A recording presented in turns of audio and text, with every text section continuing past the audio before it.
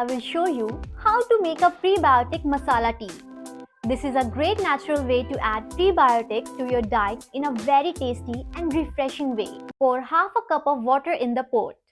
Add 1 cinnamon stick, 2 cloves and 2 cardamom. Add 1 tablespoon of black tea. Add 1 tablespoon of sugar. Add half a cup of milk.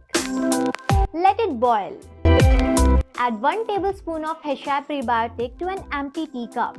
This has at least 85% soluble fibers on which most are prebiotic polysaccharides and oligosaccharides. Pour prepared tea into teacup.